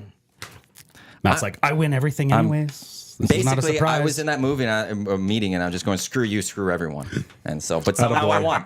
Somehow I still won that meeting. So we'll see how it goes the next one. It's time now for a keyword. We want you to swing to win with EST, the $100,000 hole-in-one contest presented by Golf Town. It's going to take place July 3rd at the Ranch Golf and Country Club. 7 in the morning, upwards of 25 people have a chance to swing for $100,000, 180 yards out. We're going to try to qualify people. Every day we're going to qualify people. They'll go into a draw on the next morning show where they will select one of those qualified contestants. That person will then be a contestant with a chance to swing for $100,000. We've qualified 2 people so far to be contestants. We want to qualify for a third $100,000 hole-in-one presented by Golf Town. Swing big this Father's Day and find dad or even yourself the perfect gift at Golf Town. Whether dad's a seasoned pro, starting out, Golf Town has everything you need to hit the greens and styles, clubs, apparel, accessories, tech, everything, GPSs, rangefinders. If you can't decide because, in the end, golfers, they're picky. They can be very picky. Just get the Golf Town gift card and then let them go get what they need or what they want this Father's Day. Give the gift of golf. Visit them in-store or at golftown.com for more details. If you want to get into this draw to possibly swing for $100,000 at the ranch, what you got to do is get your phone out and text 780-218-9999 putter to 780-218-9999 PUTTER. You do not want to use a putter on the 17th at the ranch, 180 yards out. It's going to have to be a very powerful hit if you use the putter from the tee box. You don't want to use a putter 40 times at Riverside like I did yesterday. You don't. You do not. You want to use that putter once, maybe twice per hole. Or 5 times on a par 3. You sometimes don't even want to put that putter up. You just want to chip it in. But putter, PUTTER, text that 780-218-9999, and you will be into a draw to qualify today on the Hangout for the draw tomorrow to be one of the contestants to possibly swing for $100,000 at the Ranch on July 3rd, presented by Golf Town. As the boys yesterday, I'll ask you guys today. 180 yards out. I don't know if you guys have played 17 at the Ranch or if you could visualize it, but 180 yards out, perfect day. What club? 180? 180. 7? Yeah, it's probably an 8. Not that I'm trying to one-up Belsey. I just got long He irons. just said you're weak. No, I didn't. I just said he's more can accurate. do it at 180. Yeah. I swing harder than I should. I know this. Oh, Lieutenant Eric also in the nasty chat. Happy birthday, Ryan. Lieutenant Eric in the Dash also eat the worm. Eat the worm, yeah. Yeah, we happy birthday, Ryan. That's all I'm going to go with. I'm going to just Happy anniversary, Ryan. I'll go with that one maybe today. Belzy's probably hitting proper clubs, blades. I'm hitting these cavity back things, you get an extra 40 yards on them. No, Well, that's what you need. I hit clubs that basically are just like they're forgiveness clubs. Me too. Did you guys see Zach Tecum's driver that he bought yesterday? At all on I the heard Hangout? about it. Heard. $4.50. Oh boy, Rockin' Value Village or what? is he? Are you a lefty? No, he's a righty. So Oh, no. not only was it $4.50, it was 40% off. So was it 40% off of $4.50, or is that already 40% off? 20% off of the 450. Now it's So was it 20% off or 40% off? Rashog math. 20% off. Okay, 20% off $4.50. So like that saved him a lot. 90 cents. 90 You might cents. as well just go get a hockey stick. You're So going it's to at- hit the same distance. $3.60 then, if my math is accurate. Oh man, Great job, Zach. I'm just glad you didn't wear the stars. can't wait to knows. see you golf. You just hear Dusty go. He's actually got a big with his buddies, a big golf round coming up this weekend. Zach Tecum. Zacticum? Yeah, He'll be in the cart. He says But there's he'll be in one- the cart by 9. he says there's one guy worse than him. Oh really? Oh my god, You need to film some of it, Zach. Zach, how many rounds have you been in this year? I don't think he's golfed. Come have a seat, Zach. Yeah, get in here. Get in Well, here. yeah, Let's- you're not gotta, on camera we gotta though. talk to you. all right, all Quickly. Is he mute? Is that mic muted? Yeah, you might have to fit up your mic. Far left. We could quickly bring him on here. We're bringing Zach to come on to talk golf quickly. Reminder, GCL Diesel Oil Stream pre- and post-game show, 5 o'clock tonight for the pregame. Tommy, YTT, Matt Cass, and they'll get you set for the game. Tommy at Satellite Studios. Lock Shop coming up at 11 noon. We got Oil Stream, Dusty, and Gazzola. You guys get to play the nurse? Yep. We'll have the nurse audio for you. Have you golfed this year? I haven't played a single round in my life. I've Oh, been boy. to the driving range 3 times. Ever. I'm going to Not throw. this Can I year. put this over Ever. under wow. you breaking a club? His clubs are probably broken. No, like did you just get a driver? Because the other one's broken. It was actually a 3-wood, I think. So, but But if he's never played and he broke it, did he break it swinging or temper? Because I think According- Belzy's getting I to think the it was point already where temper? he's going to snap one over his knee no, like Bo like I Jackson. think he's going to swing. Oh, hosel and fade. The it's driver gonna go goes farther than the ball. It's going to go off the ground, and the head's going to go that way, and the rest of the club's going to go this way. And I'm only referencing this because I was at a golf place in Calgary, brought my team, and one guy that doesn't golf literally did exactly that. And I can just see this. I'm foreshadowing. I've seen it. You smashing this club by accident. You hit that hosel probably will. hard enough. Like you're probably swinging under your shoes. I hope so. Probably. Like, I still, oh, man, it's I bad. like the way you had to think about it. He's like, I'm not like- sure how he's hard like, I I'm going don't to know, swing, I'm gonna Belzy. I'm Yeah. probably going to try and swing pretty hard because, I Do you want just to try hit it. crushing the ball? Yeah. Oh, yeah. That's the Well, I point. got, like, That's my blisters on my point. hand. You're gonna- It's it's tempo. gonna- It's all tempo. It's all in the hips. It's all I in want to the see a hips. couple on the Happy legs. Gilmore drives out of you. Oh, I'll hit it like a puck or something. Like, I got to. He's like, Well, got the why driver did down he say they here. went to the driving range and he's hitting the ball with the bottom of his driver, Oh, no. and it's fully dented, and that's why you need to get a new driver. This is my point. Tee it up higher. Tee it up higher, No, he needs Zach. to tee it up lower. No, higher. Yeah, you're right. But it was it's one of those golf. It was the Victoria driving range. Oh. where you can't. It's that plastic Yeah, stuff. yeah. That's why you got to go to driving ranges where Hey, you can let put me- a tee let in. I me- take let my me own give you a rubber piece of tee with advice. me to driving See? ranges. Yeah. The ranch has, you could put your tee in. Quarry's got natural grass. Garrison's got natural grass where you can tee your ball. That's where you need to go if you want to drive. You're golfing with other people that are clearly better than you. Except one who's worse, apparently. How is that possible? Drag them into the dumps. So all you're going to do is you got to get them to your level, Just be better than them. right? You got to get them crushed. Yeah. To the point that they can't even swing the thing. Bring a box And of then, tubes. then nobody will know whether you had a good game or bad game because you guys are all drunk together. Too That much might be birdie the juice. That's also the point of golf sometimes. Is to just and I get- think it's in There's a lot of pairs, people too. that don't like to drink on the course. I'm one that could go in around and not have a sip of alcohol. Like I sure. love just, Yeah. I have a couple buddies where we could just focus on the golf. But there's also Yeah, times no, where no. you sometimes go just In to go Zach's get case, sloshed. he needs to It's the- drag people into might have the hole. Into the depths. And I think it's a pair game too. Like the one guy who said that my other friend is worse than me Yeah. is going against him and I. drag so- them right into and, the yeah, right it'll be into the bad. dumps. Is there money on the Take- line? No money. So it's Just pride. It's me who, yeah, just bragging rights and having a good time. But it's just me who has never played a game with somebody who's played golf for probably like 8 years or something. You get them beers. You bring a like a I say the bottle couple of birdie bottles of booze. birdie booze. You could actually add and then Strathcona just Spirit. spike their drinks every time they're doing something. So they're a Birdie little bit. booze, does it become bogey booze? Oh, without question, that's snowman booze. If you go to Strathcona Spirit, you can get 1.14 liters available. Oh man, Just throwing that out there too. So go grab is one that of the those bottle of it bottles. too? we just figured out your strategy. A handle of the bird. That's the That's bottle. beautiful. Yeah, there's the bottle of the 1 liter. Yeah, it's nice. I need to So, get one of It's a those. nice color. It's a That's nice yeah. So yeah, just That might go be my get them, get them good, feeling good, and then it's all good. And just keep practicing Play at the some driving range. games. And I will just go. I know you and Jess Jackson from the Bear. Go to garage sales and try to find better clubs. And I love garage sales too. I got to When go they're check about it to out. get hit, better throw clubs. a ball. When they're about to drive, just throw the ball by accident, fall over by accident. Yeah, sneeze Just or- completely mess up their game. Get them right out So of if their you're rhythm. trying Wait, to are you mess talking with about their Corey game, Play the Perry? mind games. Yeah. Mind games. I will still play. That's where you stand like across from them with like full eyesight on them, and they make sure they know that you're just staring at them. So play golf like Corey Perry plays hockey. 100%. Just get under their skin, Like there's drag them nothing to the worse than depths. when you're about to just drill this thing and then the guy Little just thing throws comes the ball flying in. right in there. And you're like, come on. Do you have any exploding golf balls? I could go buy one. Or Yeah, something. I would go buy a pair have of one of exploding those. golf balls. You have an exploding golf ball. Yeah, so it's one of the like I got it for a Christmas thing. I actually had Eric's on Christmas, the family or a friend's little Christmas thing. It was gift exchange type thing, and I got an exploding golf ball where you hit it and it just blows up. And I don't think I could ever use it because my buddies are all too. Too keen? Well, they know what golf ball they're using. Yeah. So there's no way for me to quickly swap it out.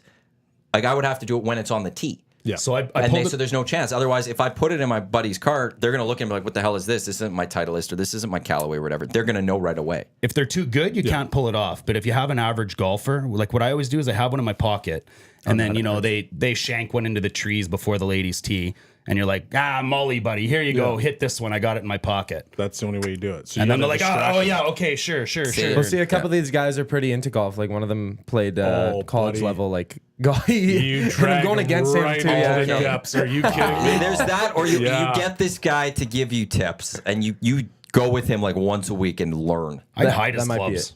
Yeah. See, you I'll want the blame it fun? on the club though. Oh, this one I'll you show might him. not want to do against the college guy. Oh, buddy, you drag No, him do right it all. down, right to your Corey level. Perry. He gets This is the one that- emotional. Perry too. golf. He gets emotional. Okay. Even better. I don't like this one because if they Run like over his ball. if they love their clubs, this is always you just drive over the ball, Drive over the ball. push it into the ground. Right on the If green. you have to like grab it, pick it up for him, and like right when he's about to pick it up, you throw it in the bush. Like if You he's see it in the emotional, sand, like, push it down a little bit further before he gets up you there. play him big time. Don't do this if they have great golf clubs. Maybe to your buddy that's also stinks. Do this one to him. Undo the You strap. undo this strap on the golf cart, but you don't pull it off. And then when they start driving away, the bag will fall off. That's a classic. That is a classic. But if it's a dick somebody, move, if but it's a somebody classic. likes their clubs and stuff, they could get really pissed off. So don't do it to if they have nice clubs. But if the They guy have has very clubs like you, undo it, and that's a funny one. Back in Or the do it to day- the guy if you don't care. Just do it to the college guy. He just might get pissed with you. Yeah, back in the day when Jaeger Ridge was, it still had the canola fields. Yeah. Was golfing with a couple buddies. I'm about to hit. I can hear them giggling in the background, and they commandeered my cart and they drove it into the canola field. Oh boy.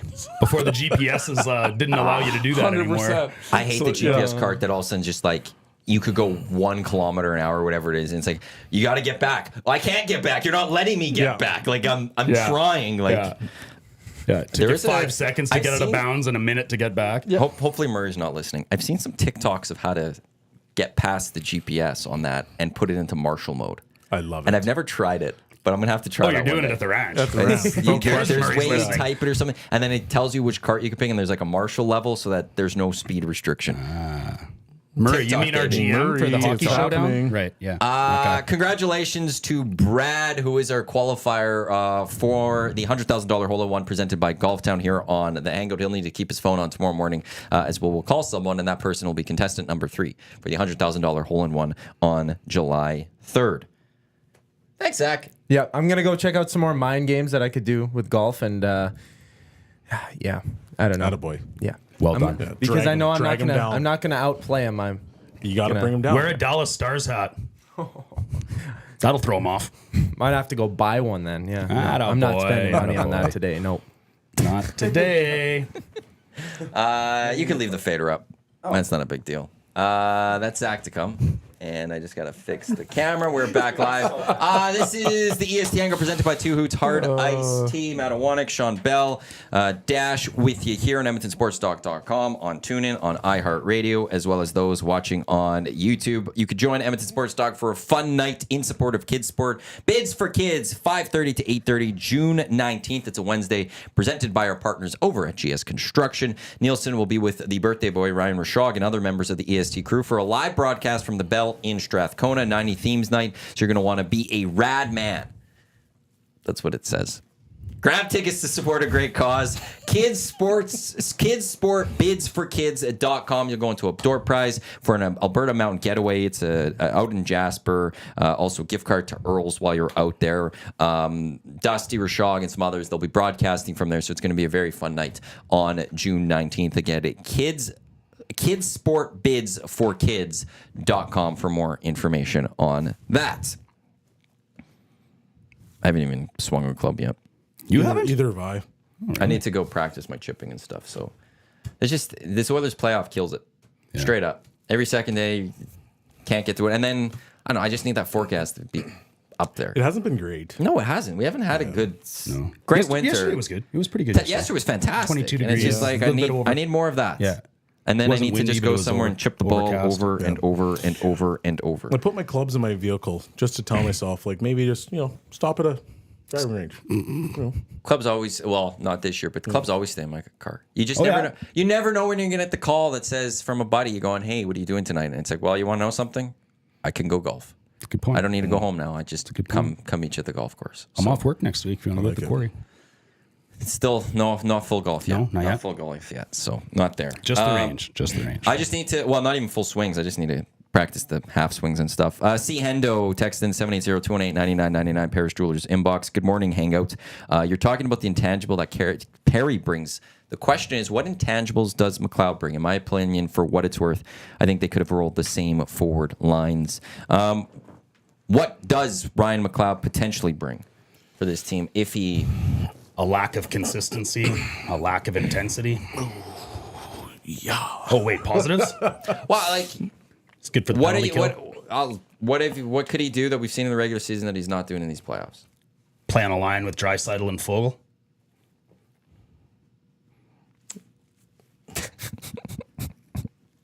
I don't know. What do you want us to say? Like, well, he had his moments this year. He was really good. I think I'm intrigued to see how he would play after the reset. Skinner got that reset. It was 2 games. He came in. He's been much better. well, if that doesn't light a fire under his ass, I don't know what will. That's the thing, and he has shown to me this season that he can help this hockey team. He's had his stretches this year. In the early part of the year when they were losing, he was one of the reasons that there's a lot of reasons, but he wasn't doing anything. But is it just as simple as him, Fogle, and Draisaitl had a stretch where they were just brilliant? And what was the reason that they were brilliant then? Bring it back. I don't know. That when we had Hyman, Henrique, and McDavid on that top line, and then Draisaitl, Fogle, McLeod on the second. Give us great depth on the third line. It leaves us Kane, Nuge. Attaboy, Matty, attaboy. One more hoot? No, get that away from me. You've created a monster. I went and bought 2 cases of that, and now I'm just like consuming it like I'm a fish. It goes down so nice. It does. It's we have like 5 of the 6 of those boxes now. Oh, I might take one home. Until I leave, yeah. Delsey and I'll take one each. If we're talking about McLeod and what does he bring? What can he bring? What can he bring? Because obviously in these playoffs, he's brought nothing in terms of helping this hockey team. But what is the stuff that you would be He like, helps okay, the penalty if he figures kill, this speed out, on the forecheck. Where is he helping this hockey team if he can get back? He obviously is one of the fastest players on the ice. He has decent hands, decent skill set. Like, to me, and please don't give it to me, he's McDavid light. That's what he could be. He's Nuge light but faster. Yeah, he's like a utility knife. That's right? probably even better. Yeah.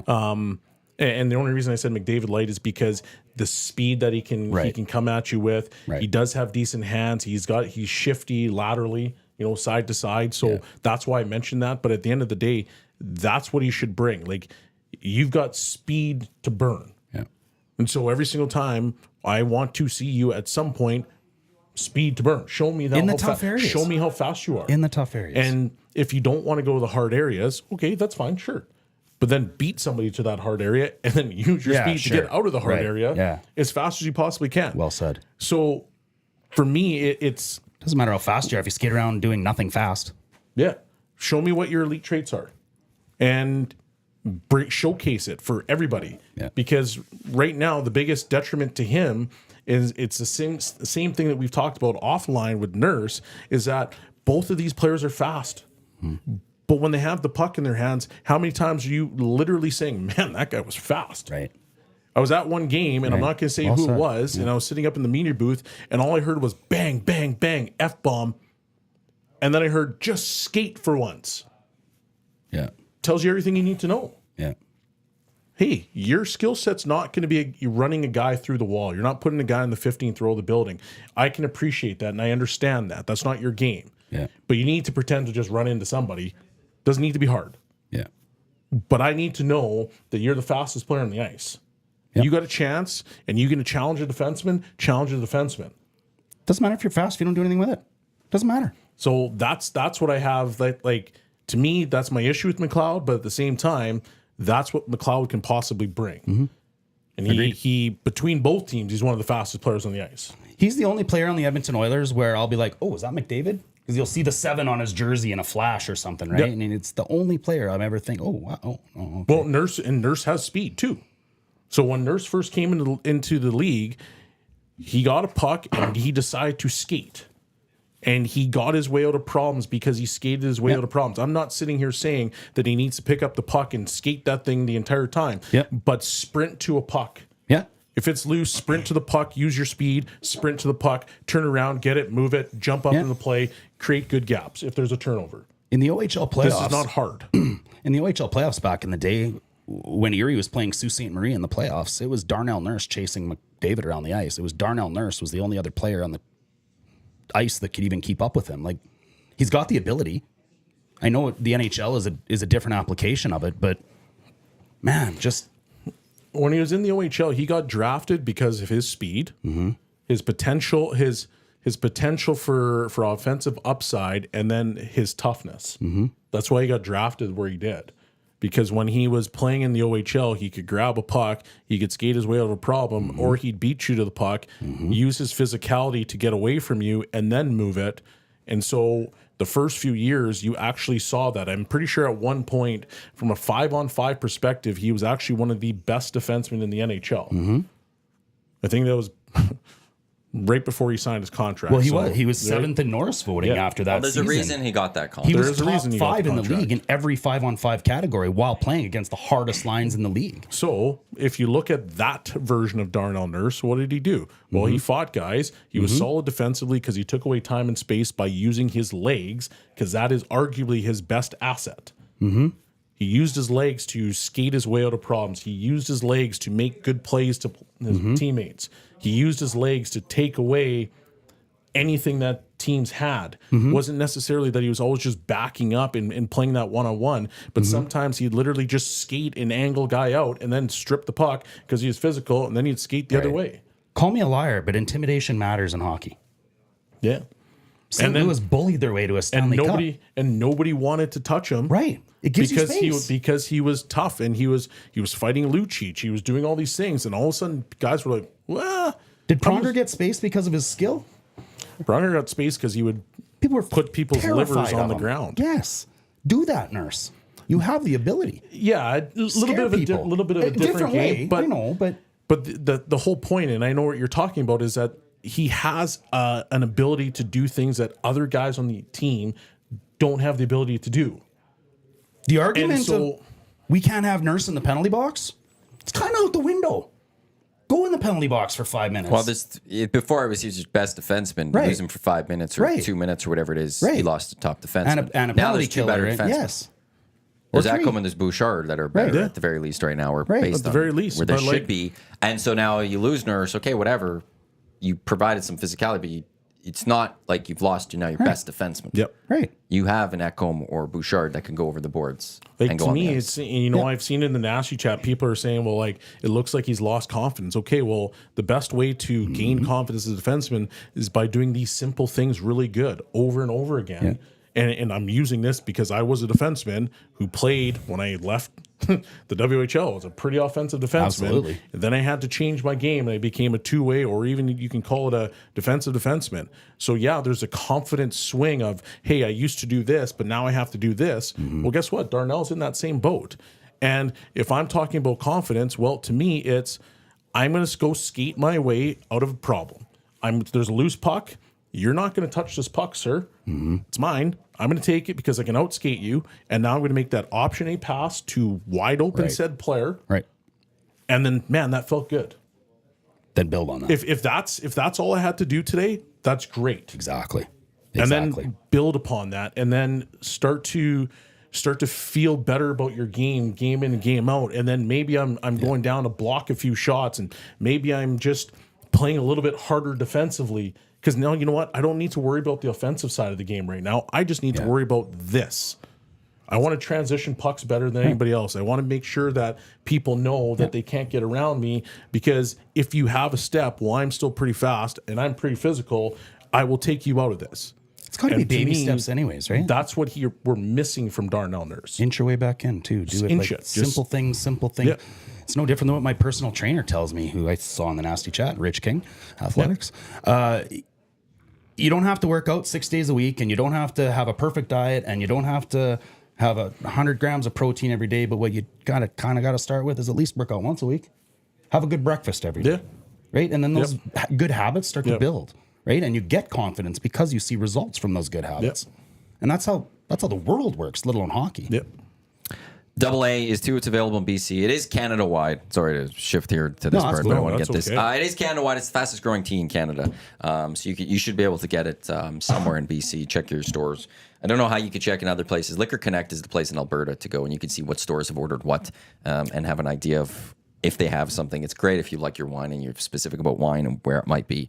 A couple pieces of note I do want to throw out there. CFL news, Malik Henry expected to have season-ending knee surgery after suffering an injury yesterday in practice. Last year, he missed most of the season with an Achilles. Great receiver. It's a devastating blow to the Calgary Stampeders.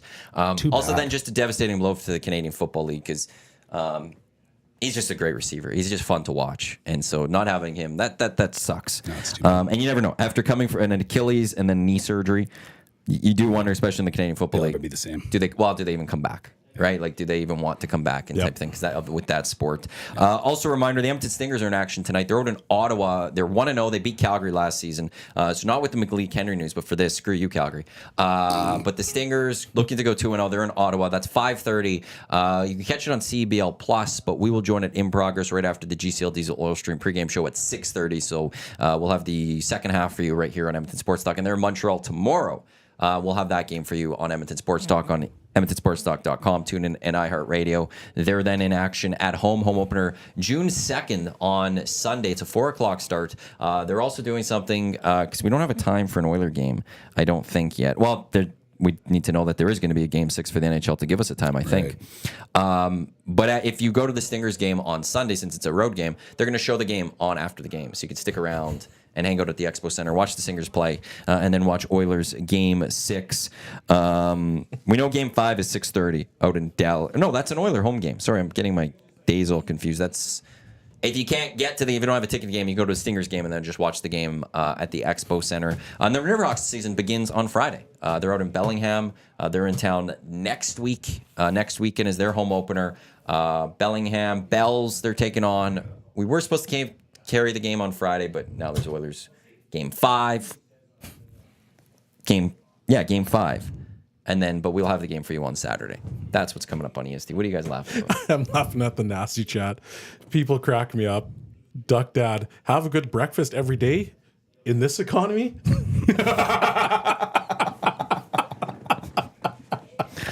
Touche, sir. Touche. Well done. I like that one. Also, you don't need a breakfast. Breakfast is the most overrated meal in a sense. They All say right, start with a good dinner. they say that that is so what good. well what is it? You have to have breakfast every day. That was actually started by the cereal companies back in the like 50s or 60s. Or something. Breakfast is awesome. Okay, sure, it's fine, but it's not the most important meal of the day.